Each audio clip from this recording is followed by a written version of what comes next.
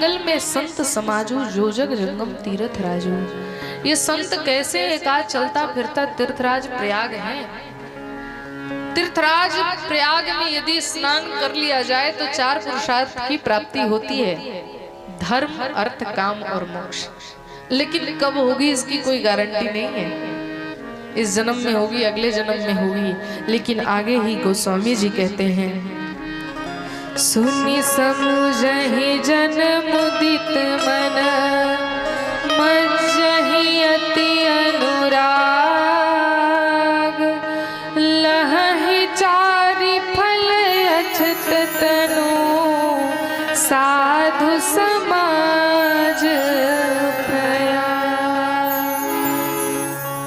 गोस्वामी जी कहते हैं, सुनि समुझहि जन मुदित मना, मज्जहि अति अनुराग। लहहि चारि फल अछत तनु, साधु समाज प्रयाग। तीर्थराज प्रयाग में यदि स्नान किया जाए 4 पुरुषार्थ की प्राप्ति होती है, धर्म, अर्थ, काम, मोक्ष। लेकिन कब होगी इसकी कोई गारंटी नहीं है। लेकिन संत रूपी प्रयाग में यदि स्नान कर लिया जाए, संतों की वाणी रूपी गंगा में डुबकी लगा लिया जाए, तो ये 4 पुरुषार्थ तत्क्षण प्राप्त हो जाते हैं। संत की इतनी महिमा है। बोलिए संत भगवान की।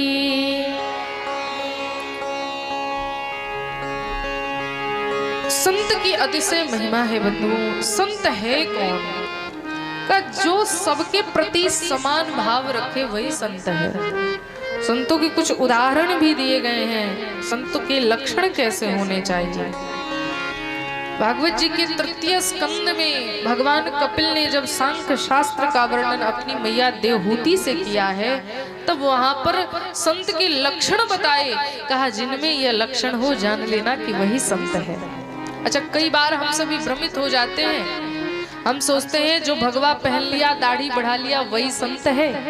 लेकिन ऐसा नहीं है। आजकल तो चोला पहन के कई सारे नकली ढोंगी भी घूम रहे हैं। संत कौन है? कुछ लक्षण को जानो। और फिर जब हम गलत जगह फंसते हैं तो हम सोचते हैं सब ढोंगी होते हैं, और गलत जगह फंस करके और जो सच्चे संत होते हैं उन पर भी हमें दोष दृष्टि हो जाती है, ये भी नकली बाबा होगा। गलती हमारी ही है, क्योंकि हम शास्त्रों का अध्ययन तो करते नहीं, सत्संग करते नहीं, हम जानते ही नहीं कि संत होता कौन है। यदि हम शास्त्र का अध्ययन कर रहे होते तो हमें असली नकली की पहचान होती। जरूरी नहीं कि जो भगवा पहन करके दाढ़ी बढ़ा ले वही संत है।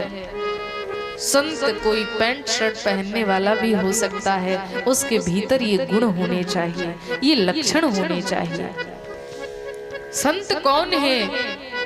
कुछ लक्षण बताए। कहा तितिक्षवः कारुणिकासु, हृदय सर्वदेहिनाम, अजात शत्रवः शांता, साधवः साधुभूषणा। तितिक्षु हो, सहनशीलता जिसके भीतर हो, कारुणिका जिसके भीतर करुणा व्याप्त हो। कोई यदि गाली भी दे दे तो सह करके जो निकल जाए वो संत है।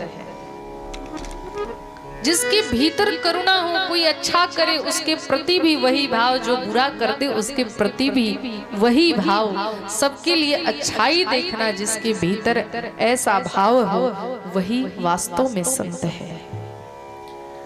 आजकल तो लोग आप देखेंगे, कोई अच्छा कर भी दे तो बाद में उसको 10 गालियां हम सुना देते हैं।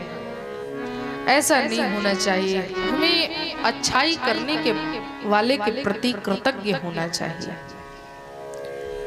संत सबके लिए समान भाव, एक समान होते हैं। गोस्वामी जी ने भी कहा, बंदौ संत समान चित, हित अनहित नहीं कोई, अंजलि गत शुभ सुमन जिमी सम सुगंध कर दोई।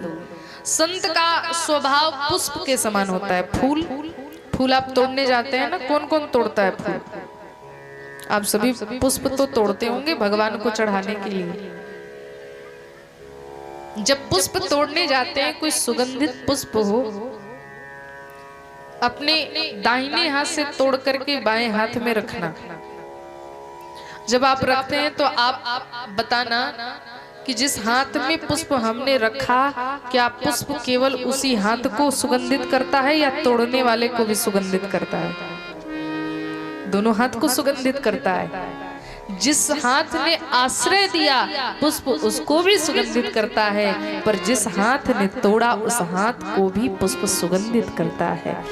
अर्थ है संत कोई अच्छा कर दे तो उसके प्रति भी वही भाव है, जो बुरा कर दे तो उसके प्रति भी वही भाव जिसके भीतर हो वही वास्तव में संत है।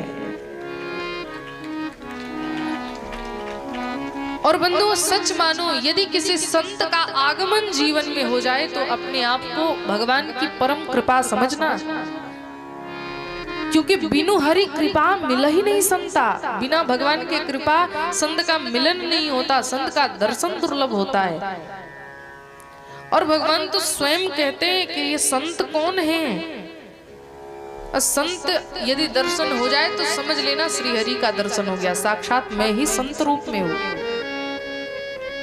और भगवान ने उद्धव से भी यह बात कही है, संत मोहे अति प्यारो, उद्धव संत ही सबसे न्यारो।